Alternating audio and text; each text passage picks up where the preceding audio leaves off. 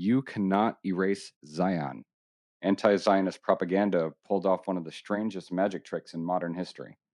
It convinced hundreds of millions of Muslims that Jews are not indigenous to Israel, which is fascinating because the Quran keeps mentioning the children of Israel like they have a recurring role in the main cast, not hidden in a footnote, not buried in an appendix, right there.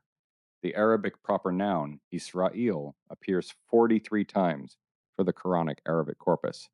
Bani Israel, the children of Israel, are discussed again and again. Moses, Aaron, David, Solomon, Joseph, Jacob. This is not exactly obscure bonus content for people who bought the deluxe edition. And then there is Quran 5:21, where Moses speaks to his people after the Exodus and says, "O my people, enter the holy land which Allah has destined for you." That is not Zionist propaganda. That is not IPAC. That is not some Mossad intern editing Wikipedia at 3 a.m. with a falafel in one hand. That is the Quran, straight from the text, no footnotes, no reinterpretation. So here is the uncomfortable question. What does Islam call someone who rejects what the Quran says? A kafir. Scripture does not become less true because propaganda made it inconvenient. But the bigger magic trick was what the same propaganda did inside Western Christianity. Soviet backed anti Zionism, Arab political warfare, the modern activist class. Different costumes, same disappearing act. They convinced Christians to forget that Jesus was a Jew from Judea. Then they turned him into an abstract Western symbol, detached from the Jewish land, Jewish people, and Jewish history that gave Christianity its entire foundation. That is quite a trick. Jesus did not emerge from nowhere. He did not arrive as a blank slate moral teacher for modern activists to repaint. He was born into Jewish history. He lived in Jewish geography. He taught from Jewish scripture. Judea was not background scenery. Judea was the soil. Jesus was a Jew, not metaphorically, not spiritually, not technically, actually, a Jew from Judea, circumcised on the eighth day, raised under Torah, praying in synagogues, celebrating Jewish festivals, quoting Jewish prophets, teaching Jewish disciples, walking Jewish roads, in the Jewish homeland, under Roman occupation. The land itself knew exactly who he was. No Judea, no Jesus. No Torah, no gospel. No Israel, no king of the Jews. That title was not decorative. It was not a bumper sticker.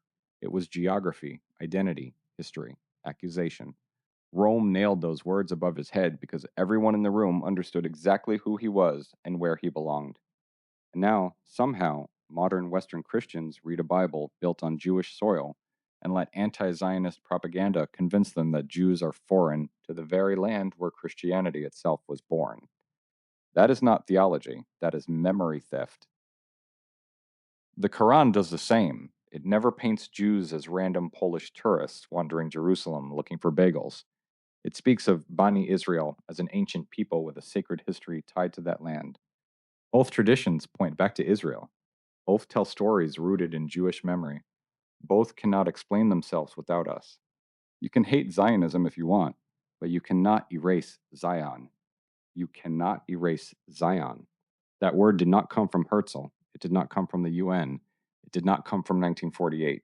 It came from Jerusalem. Anti Zionism requires people to forget history, ignore scripture, rewrite archaeology, flatten Jewish identity, and pretend the most documented indigenous story on earth is somehow colonialism. That is not scholarship. That is propaganda with a passport. The Jewish people are not guests in Israel. We are not trespassers in our own story. We are the people who kept the memory of Zion alive for 2,000 years in exile, in prayer, in mourning, in weddings, in Passover cedars, in the breaking of glass, and in every single next year in Jerusalem. 2,000 years of never forgetting. And still, if your politics still require the Jewish people to become strangers to Jerusalem, your politics are not liberation, they are erasure. And if your hatred of Jews forces you to deny your own scripture, maybe the problem is not Zionism. Maybe the problem is the hate you were taught to swallow without reading the label. Am Yisrael Kai. If you enjoy my writing, support me by buying my book, Screaming into the Void, available on paperback or Kindle on Amazon.com.